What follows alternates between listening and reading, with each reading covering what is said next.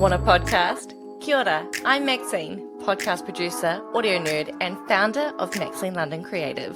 Let's explore what it takes to start and maintain a successful podcast. I'll chat with industry experts, podcast hosts, and fellow audio nerds on everything about the wonderful world of podcasting.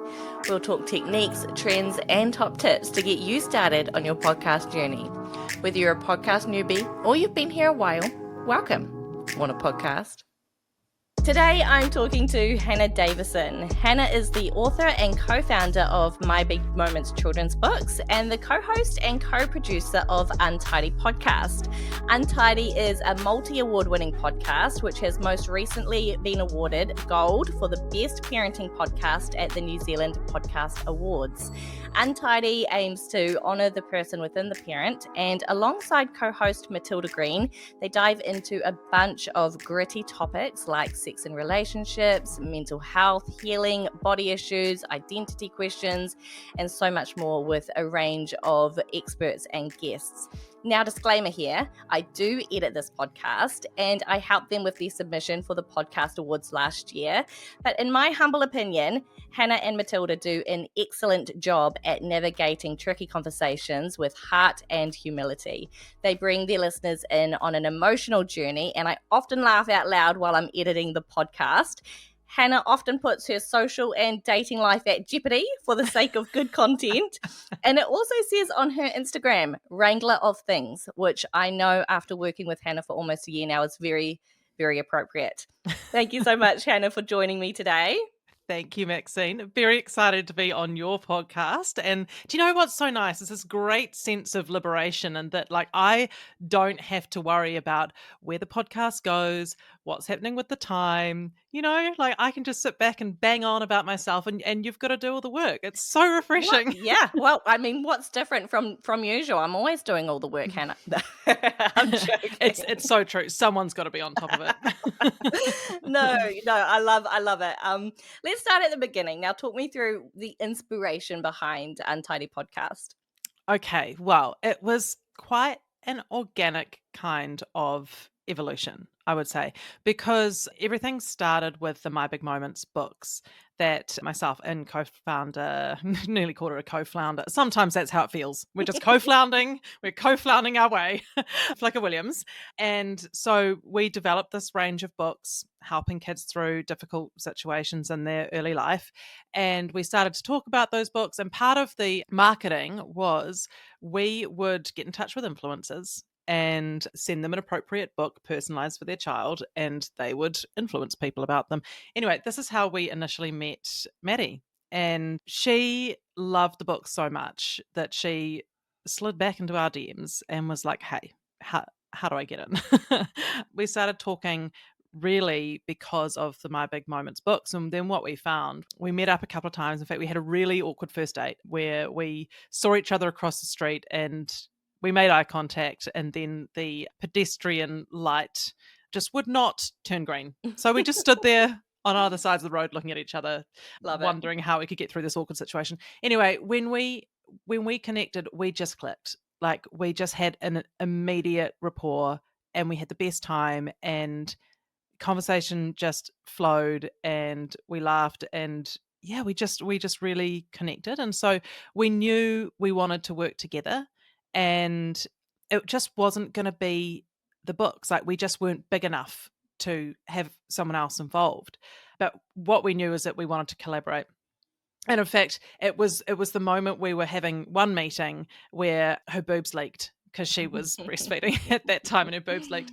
And then she's like, oh my God, how embarrassing. I'm like, well, no, it's not. This is just how it is as a mum. Relatable. It's so, isn't it? So relatable. And so we were laughing about this. And then as I was driving away from that meeting, I was like, this is a podcast. The thing that we need to make, that we want to make together, this is a podcast. These are conversations we want to have about, originally it was going to be called Behind Closed Doors, about all the conversations that stay behind closed doors, where people often suffer in isolation and loneliness, and things are left unsaid, or there's stigma, or people feel like they can't talk about what's going on. But, often in early motherhood, I think especially, like, it can feel extremely isolating and Mm. lonely. And you want to hear voices you can relate to, people who understand the journey that you're on, people who you can laugh along with at the chaos of it all. And so this is how Untidy was born. But I would say that from when we first came up with the idea to when we launched, it was a good 18 months, which Okay. seems like a long time, but there are reasons. Go Yeah, on. well, I mean, podcasting, there is a lot more to think about than you at first realize. There's all the background stuff that you have to do. You have to get all the equipment, and it is actually a bigger job than people sometimes think. Like everyone says, "Oh, we should totally do a podcast on that," but not that many people actually then go through and do the podcast. So tell me, what did that 18 months look like? Like, what were the first steps that you took once you decided, okay, this is it, this is what we're going to do? Okay. But I would say on the point that you just made is that the beautiful thing about podcasts is that it is such a simple, clean, accessible, consumable product at the Yeah. end of the day, which is why people go, let's just make a podcast. Like, it looks easy Hmm. and it's very enjoyable, but inevitably you're like, why don't we just do this thing? And then you get halfway into it and you're like, oh, it's bigger than we thought, Yeah, yeah. Um, there was a lot of brainstorming about what we wanted to talk about, how it was going to look, the kind of people that we wanted to interview. Initially, it was going to be a limited season of 12 episodes, which were just interviews. Now, that's not what we do now. And so, what we needed to learn then was all about the equipment, making decisions around that. How are we going to record? Where were we going to record? Initially, we did everything in person, which was great. We got a roadcaster, we got a couple of Samson Q2U mics, and we just traveled around with our little podcasting suitcase and off we went.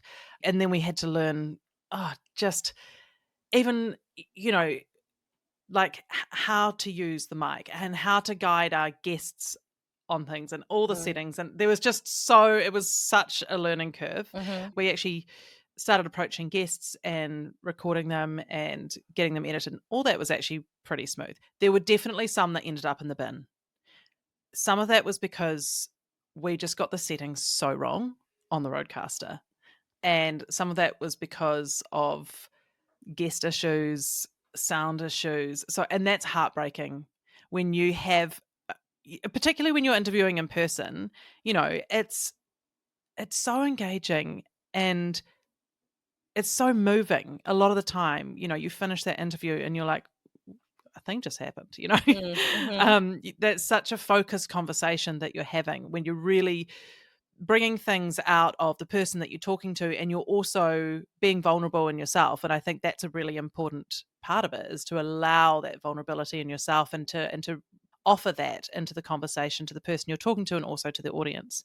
But yeah, some things ended up in the bin for sure. Yeah. And then we were just going to be independent and self-publish the whole thing, and self-fund the whole thing. But then we happened to get introduced to MediaWorks, which I can now say was because of Tinder, because I was dating and I met someone who worked at MediaWorks, and they're like, wait. I think we could help you. And then that actually slowed things down because we needed to work out our contract with them and how that Mhm. was going to work. And we wanted to be really protective of our intellectual property. Yeah. We wanted to make sure that we retained creative direction, and we wanted to make sure that if we wanted to step away, that we were going to be able to step away. And so we just had to be really, really particular about everything that was in the contract. So that slowed things down. Also, what slowed things down was they were like, well, we can monetize this. And we initially, because we knew nothing about podcasting, was like, we were just totally going to self-fund it and do it for free. And then we're like, what would be nice is to get paid for our work. That actually would be a real treat. Yeah. um, but then that really slowed things down as well, because getting sponsorship isn't that easy. We were a podcast that, while Maddie is incredibly well known and well liked, we were not a proven product. We had no listener base. We had a lot of concept. We had some, I think we could send people like 2 or 3 episodes that they could listen to in advance of them being of the podcast being launched. And that's really all we had. And we also had to figure out, how to price ourselves in the market, what we were going to offer as part of those sponsorship packages. And that all took time to get right. Yeah. But then once we had sponsors engaged, then we actually could launch. So it was actually Valentine's Day. So we've got a very romantic anniversary, 2023, that we did eventually launch. Wow. That is such a journey from the meet cute at the traffic lights to Valentine's Day. Oh, it's so beautiful. It's so beautiful. What a meet cute. I know. We're adorable. And then I guess, I don't know if you want me to keep banging on, but like how the podcast, it kind of got a life of its own and evolved, because what we do now is not what we were doing then, and we had to change. Talk me through how the show has evolved over time. Love to. So, yeah, we were initially going to just do 12 eps, limited seasons, and then we'd do a season, then in a break between the two, we'd go, okay, are we going to do it again? But then we were like, well, now we have sponsors and they're on for a period of time and they want results. And if we want to continue, and what we realized was that we loved it as well. We loved it. Like nothing makes us happier than sitting down and banging on into microphones, having conversations with people. Like that's a job. It's so good. And then we were like, well, do we just keep going? Is this what we're going to do? It seemed like a great idea. Financially, that made sense. We love what we'd built. And then once you've sort of built it and you've started kind of like feeding that content machine, the content machine gets hungry and you have to continually feed the content machine. And in our scenario, only too happy to do that. The other thing that we discovered was that we'd ended up with a whole lot of, what would have just ended up on the cutting room floor, bonus material where we're just bantering away, having a lot of laughs and being quite silly. And then we kind of thought, well, this is good. Like we're enjoying this. I think other people might too. So what we started to do was put out what we initially called bonus episodes, which was Maddie and I just talking shit and laughing and telling stories and being embarrassing. And people really resonated with it. They loved it. And so we were like, well, I think we kind of underappreciated what we ourselves could bring to the show and bring to our audience, because what a lot of these people need is a damn good yarn. Like you spend all day with people with their little sticky fingers pulling at your jeans, actually what you need sometimes is a damn good yarn. So then the bonus material just became part of the show. And so what we do now is we alternate between an episode with us being silly and embarrassing and laughing a lot, or sometimes having chewier conversations about whatever's going on and bringing a lot of us and what's going on and just being very real into the show. And then we have episodes with experts. We're exploring different topics or people with amazing stories. And that balance seems to work really well. And it works, I think, from a production aspect as well, considering we're working mums, we have other jobs as well. From a production aspect, it makes it sustainable too. We've never been so delighted with our brand because we called it Untidy, which actually means that we can just be very real about how life is, because there was a time when, there was the opportunity to be recording in a studio all the time and look really polished. Now, you can see the background. This is my spare room / office, okay? This is not polished. There's sadly, for me, glow-in-the-dark stars on the ceiling in this room, which I hate, which I'm too scared to remove because I know there's going to be... I had never noticed that. Well, now you won't unsee it. There's going to be just like some sort of like vintage blue tack horror underneath that I can't cope with. It's not polished and it's not perfect, but this is real life. And I think having the brand that we have allows us to go, yeah, this is real life. It also means that, we can essentially record from anywhere. Our podcasting gear, you can just, pack up into a little box and take with you if you're on the road, if you're traveling. We usually record at home. Maddie at the moment is recording in an office at the hits before she starts doing the radio show in the afternoon. And so we had to make it sustainable.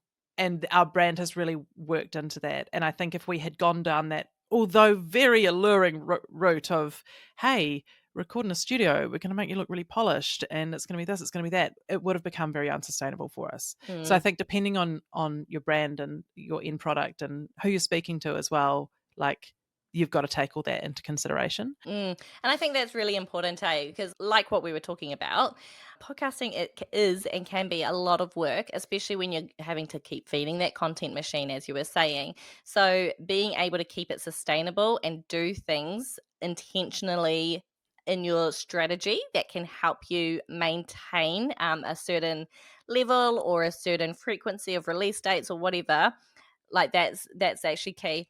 So that actually leads me in quite nicely to my next question about prep. Talk me through how you prep for each episode.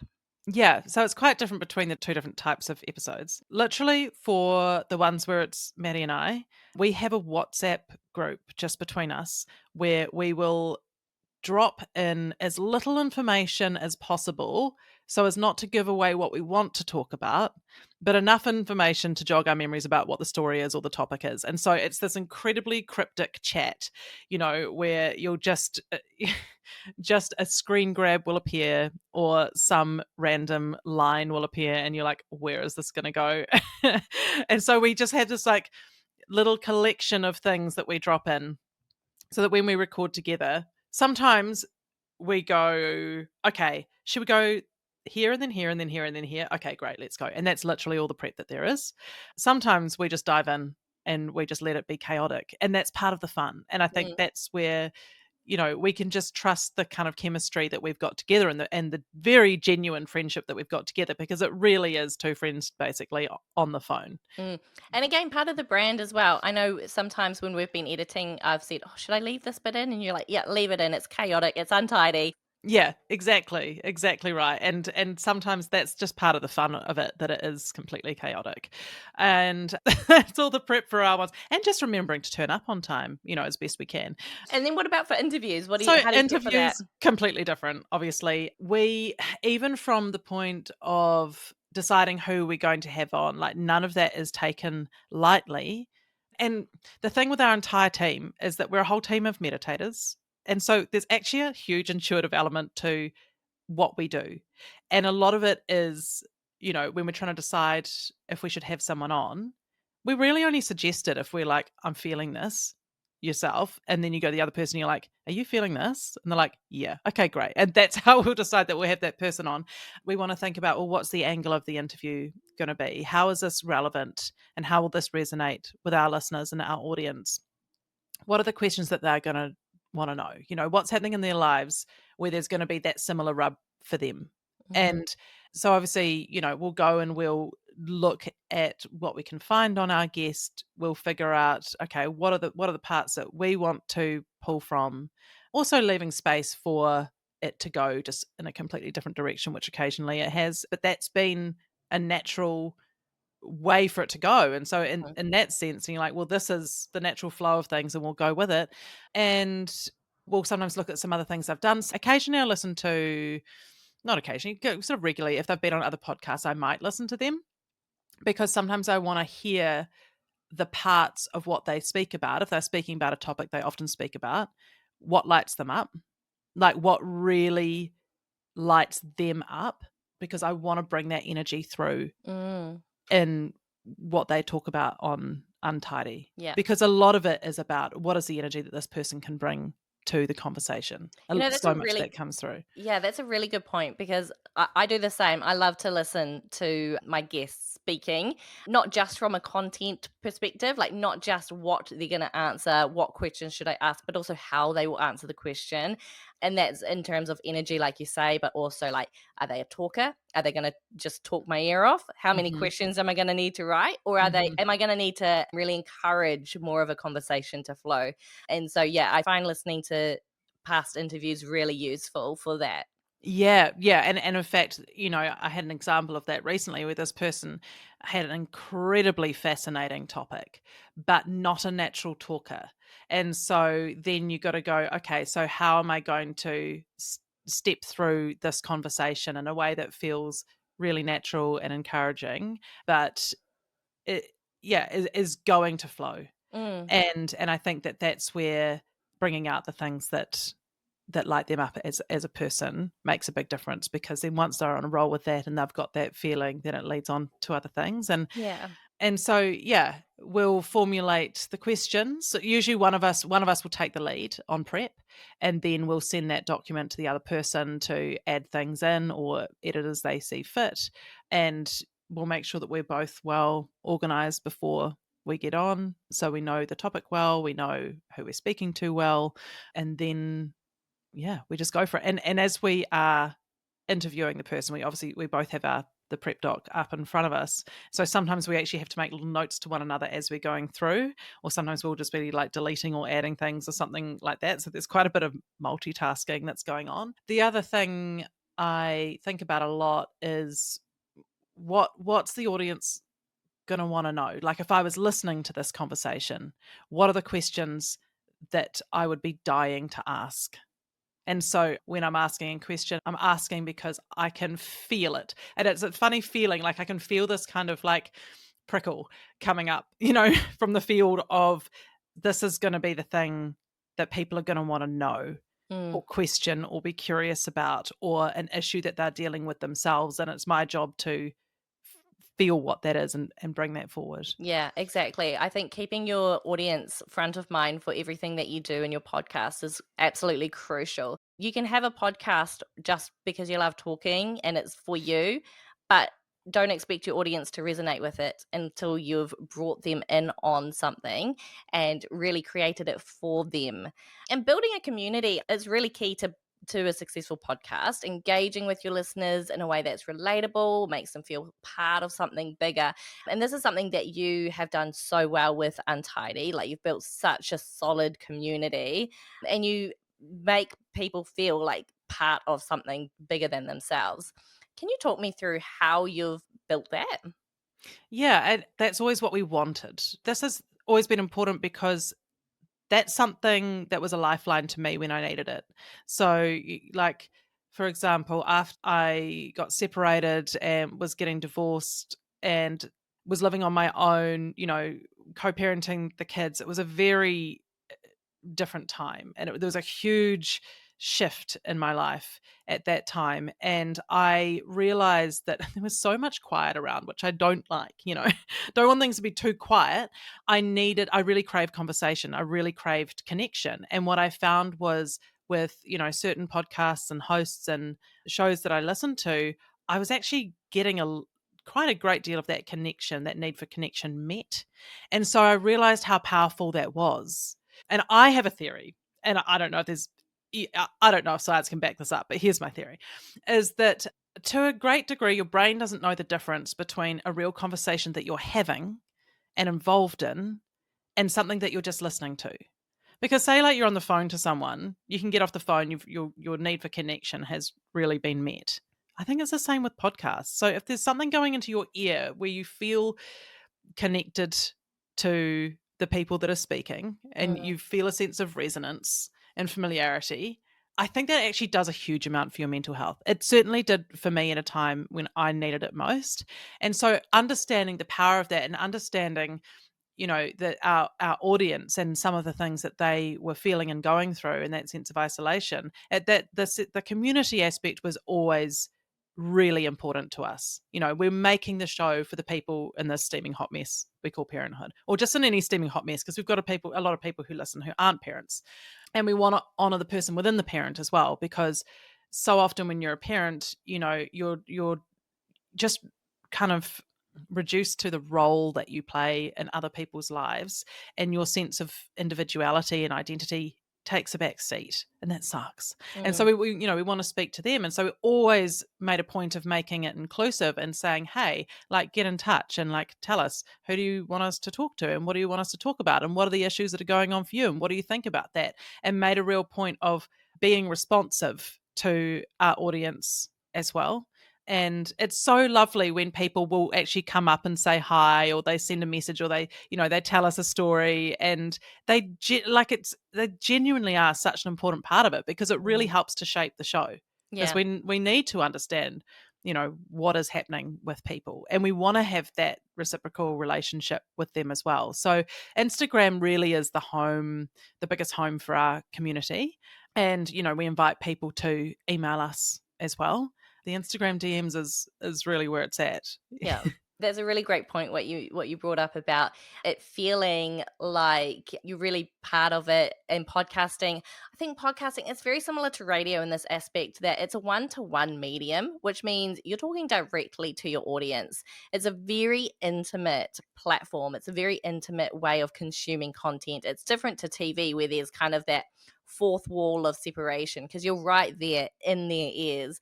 And so, yeah, you're right. Like it's such an easy way to feel involved in something, even if you're just listening to it, and really feel like you can make that personal connection with the presenters or the hosts, which I think is really awesome. Now, you touched before about your background in journalism. How do you think that has helped your interviewing skills? Are there any sort of skills that you have brought across from journalism, or how have you learned and evolved in your interviewing? Great question, because I think very little about it.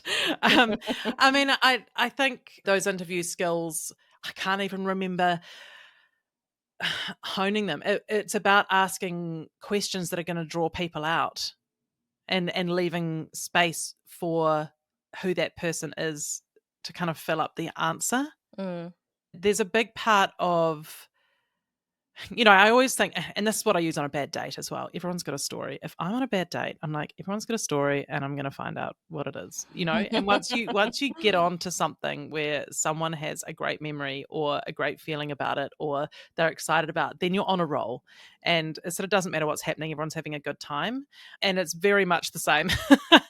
It is very much the same, and it's about kind of figuring out how to draw the most of that person out and into the topic that they're talking about. The topic becomes actually, in a way, a bit irrelevant because it's always the humanity that's what resonates with people.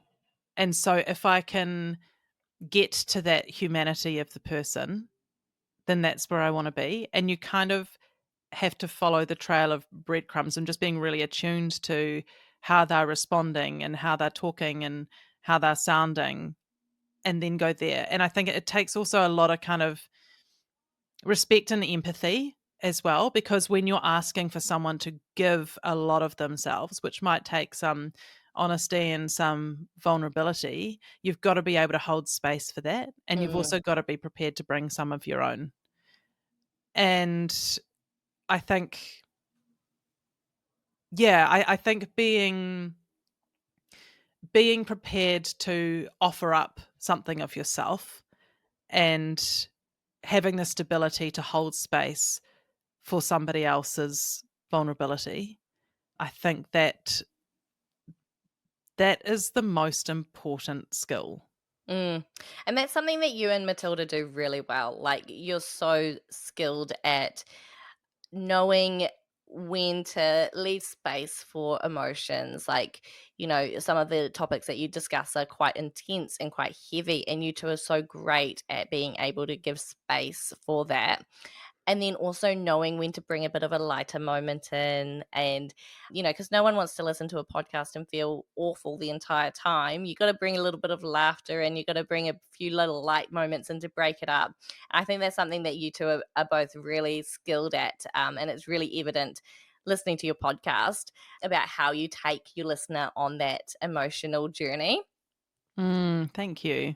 Thank you. And it's just such a privilege, honestly, to be able to have these conversations and to have people who are willing to talk to us and open up to us and Mm, share some of the stories or the information that they've got to share. And also because I know that a lot of the stuff that we talk about really hits hard for the listener. yeah. And so we've got to think about keeping them safe Mm-hmm. and how they're going to feel during and how they're going to feel after. Because I think, sometimes we cover topics where it's gritty, it's fascinating, people are going to be curious, but you have to be careful not to be gratuitous Yeah. about it, because you have to respect that, okay, maybe something has happened to a person, they've had a certain experience, and we want to know about it, like we are curious about it, but that is also not what defines this person as a human. Yeah. I think that's a And really great point, eh? Because, sometimes as content creators, you can get caught up in, oh, this is such a good piece of content. Like, oh, the audience is going to love this. And then you kind of forget sometimes that there's actually a person on the other mm, side of this. And you need to be able to consider the feelings of not only your audience, but the person who's sharing with you as well. yeah, yeah. And then you've got to think, well, what is the point of this? Yes. What are we trying to achieve here for us and our guest and our listeners? And how do we want them to walk away? And we always want people to walk away feeling empowered and uplifted and connected and listened to and seen and understood. And if that's the kind of thing that you're consuming, you're going to take that into the rest of your day. You're going to take that into your life. That's going to color how you feel. Mm, And, isn't don't you want more people feeling like that? yeah. Rather than, because I used to be able to tell when I was kind of going through a bit of a mucky mental health patch when I would start listening to like a lot of true crime. Like I'd get Mm, into a real true crime rabbit hole, and then I'd be like, not feeling great. And I think, what I'm consuming isn't helping. So I think I need to have a wee look at that. mm, mm. Let's dive into monetization and sponsorships. How is your podcast currently monetized? I think the cool thing with podcasts is that you can have different channels for monetization to occur. And there's ones that we haven't even yet opened because we are busy and we haven't had time. Like we should have like Apple subscriptions up and going. We should have like a Patreon or a Substack up and going. Have we done it? No. Should we do it? It's on the list. Okay. The main way for us is through sponsorship and advertising. And over the years, we've kind of created different activities that we can do for brands and gone, okay, so there's all these different activities you can do. We can customize a package for whatever you want to do. And the main one really is host read advertising, and we'll work with a brand and we'll work on the script so it sounds natural. It's us endorsing it. We will not work with anyone that of a product we wouldn't use ourselves. It's much better even if we do use it or would want to use it, particularly if it's skincare and they want to send us some, like always open to a bit of nice skincare. So, that in terms of like aligned values, that's really important to us because people do trust us. Hmm. We are in their ears and they do feel like they've got a relationship with us and there is a trust there and we don't want to compromise that. Yeah. So that's really important. So yeah, we'll work on a script for the host read advertising. We'll approve that with the brand or the agency or whoever we're working through. And then we will do the dynamic ad insertion into the episodes, which we all manage now ourselves. And then we also do like, some social media promotions. We've done a little bit of that and having certain content worked into the episodes. We've had sponsors we did a live event which we loved and we really want to do more, and again just haven't had really time to organize it, but we do keep talking about it. And yeah, so that's kind of the way that we go about it. It's not easy in terms of there's a big time commitment to doing the sales aspect, and we're already overcommitted. So we do what we can. And always we're like, oh, need to do more, need to do more. And then we just have to really make sure that we're maintaining the relationships that we've established and that we are delivering well for our sponsors. Mm. And I think you're right that having that alignment between your brand, their brand, and your audience is really crucial because, like, the last thing you want is to be bringing on a brand and it is absolutely opposite to what your audience is after. It's not going to be effective for them. It's not going to be effective for you. And it breaks that trust with your audience. Mm. Do you have any tips or advice on finding the right sponsors that align with your brand and then bringing them on board? Yeah. So do you know what we found most beneficial? Like the I would say that no route is easy, but the most successful route has been going directly to brands that we know and love and use and who we see, hey, they do spend money on their marketing. I've seen them market in these other places.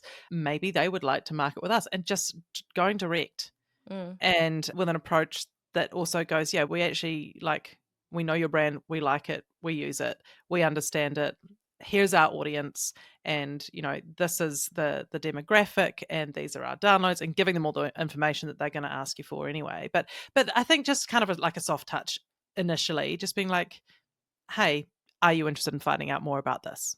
Mm, And that's been most successful. It's a lot of legwork, yeah. but there's no one way to do this process. And we have kind of made a lot up as we've gone along. People are like, "Oh, hey, how did you figure out how to do that?" And we're like, "Oh, we just made it up." And the thing is, people are so accessible, particularly here in New Zealand. Like, just ask people. Just don't be afraid to approach people. And a polite inquiry is a polite inquiry. You're not going to do any damage. And the worst anyone can say is no. Mm, So yeah, you do have to be a little bit like forward about doing this stuff, but that's the nature of sales. yeah, Yeah. totally. Okay. So, what's the biggest thing that podcasting has taught you? Oh, the biggest thing that podcasting has taught me. Gosh. I think the biggest thing podcasting has taught me is that, in fact, all of the kind of life skills that you learn to get around can be useful in what you do. So, yeah, in every interaction, really, whether we're recording or we're not recording. And I think that the things that I'm most interested in, like having deep conversations and exploring topics and life and growth and relationships and all of that, and kind of honing my personal development to be better and better and better at that, that all feeds into the success of what we do. And it's not just about, yeah, as I say, it's not just about when we're recording, but that goes into every professional relationship we have with podcasting in the industry. And it's a small industry here in New Zealand. So every person that you encounter in any way, you need to treat with that kind of reverence. Mm, And I think that those sort of transferable life skills of the way that you conduct yourself, and I guess this is not just for podcasting, this would go for anything that you're doing, professionally or otherwise. It just there's just a ripple effect across all of it. And I think it's taught me how unifying something like this can be. And I'm just so grateful that I get to do this as a job.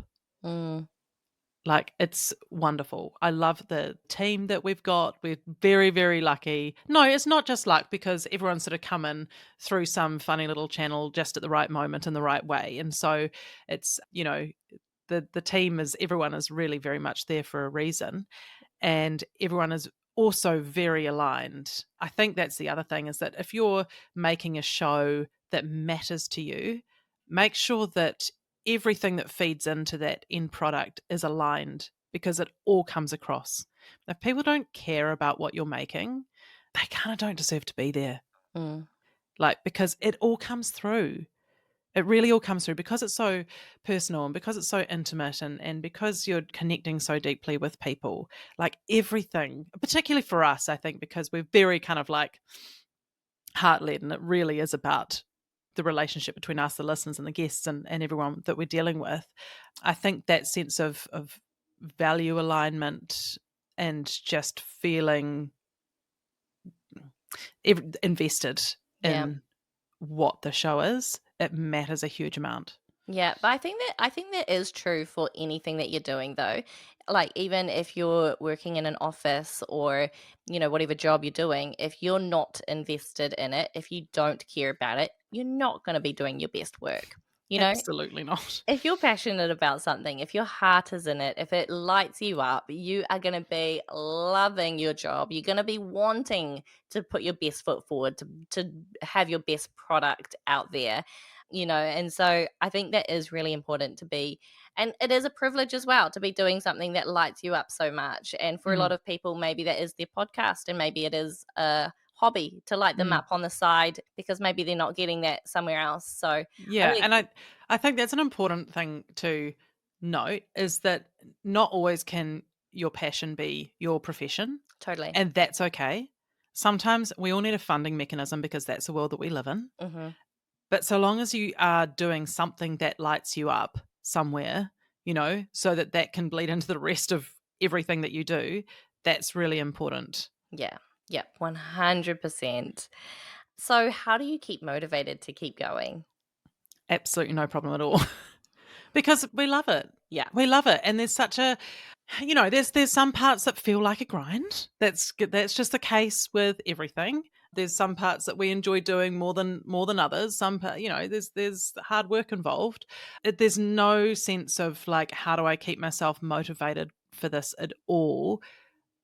Because I feel like I'm doing the thing that I'm supposed to be doing. I feel like I'm in the place I'm supposed to be. I feel I get a great sense of purpose from the work that I do. And it's always different and varied as well, which really suits me. I'm not great on monotony. Yeah, like I like to be in a creative space, and this is very creative. So it meets a lot of my needs in terms of what naturally keeps me motivated anyway.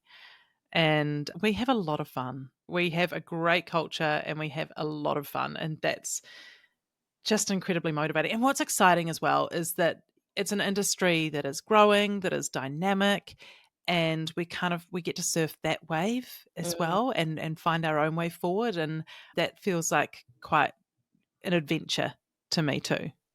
Do you ever encounter imposter syndrome? Oh yeah. Absolutely. How do you deal with Absolutely. that? I don't give it too much attention because there's a lot of voices that you hear in general. And, why would you invite someone that you don't enjoy the company of to your dinner table? Like, Mm.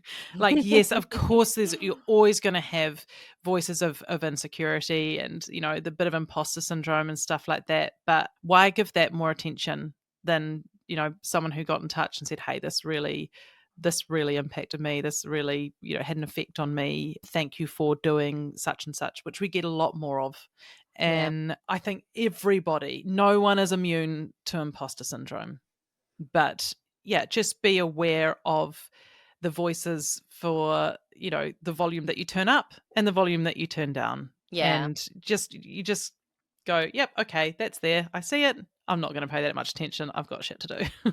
And I think it is actually quite easy to dwell on those negative feelings and negative emotions when they do pop up. But something that I heard a while ago, and I try to make it a habit, is whenever you get those positive messages, just save them in a little folder. And if those doubtful moments, imposter syndrome are rising, if you're having, maybe you had one bad piece of feedback and you're like, oh, why am I even here? Why should I even do this?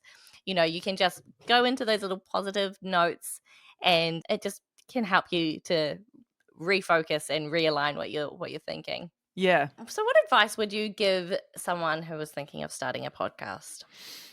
I would say, listen, people who are in the industry in New Zealand are very accessible. Like, just go and knock on the door of their DMs, honestly. And if you have questions, you just want to chat to someone about it, like, people are generally quite generous with their knowledge and will be happy to have a chat with you about it. So don't be afraid to do that. I think it's very worthwhile learning from other people rather than just recreating the wheel yourself. That would be my first bit of advice. And be clear on your why. Like, be clear on why you want to do it, because it is, like, as we said, very simple looking product, but there is a lot of work involved. And yeah, I think having that real purpose behind it that will motivate you through the grind, the occasional grind of it, then that's really important. Mm, yeah, totally. I think that's a really great point as well, because like podcasting is and can be a lot of work.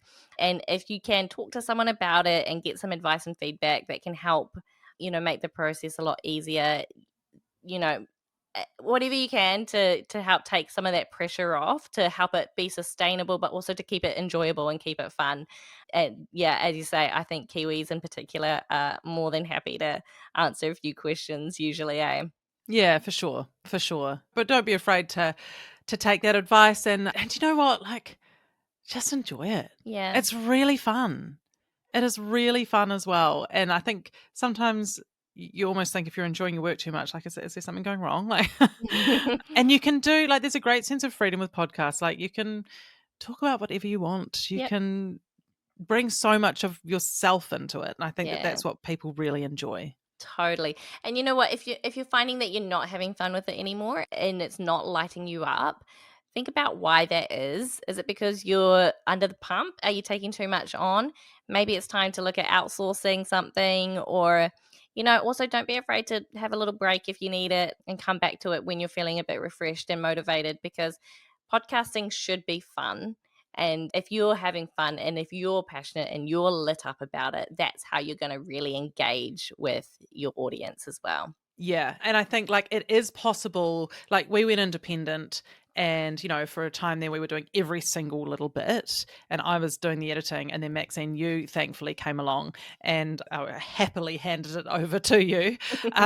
Just because it is possible now with the way that technology is, that you can do every single part of it. It doesn't mean that you should, because you need Yeah. to think about, well, where is your time in your particular skill set best Mm. placed, Hmm. and if it makes sense to outsource the other bits so you're not running yourself ragged, so that you can actually bring the best of what you can do into your role, then that makes total sense. Absolutely. 100% agree. Well, thank you so much for joining me today, Hannah. It's been such a valuable chat. And I'm sure this will help so many aspiring podcasters who are coming up in the industry. Thanks, Maxine. Now, if you love this episode, make sure you hit that follow button and leave a quick review. It really helps for more creators like you to find the show. And if you are ready to take your podcast to the next step and maybe hand off some of that stuff that we were just talking about, maybe you're ready to outsource, you can head along to maxinelondoncreative.co.nz or at Maxine London Creative on Instagram as well. Until next time, keep creating, keep connecting, and keep podcasting. Thanks for listening to Wanna Podcast. If you got something out of this episode, give it some love. Subscribe, follow, share it with your friends, or leave a review. It all helps to get this podcast into the ears of those who need it. If you're keen to connect, check out Wanna Podcast or Maxine London Creative on Instagram, or head to maxinelondoncreative.co.nz. Check out the show notes for links. Thanks again for being part of my community. See you next time.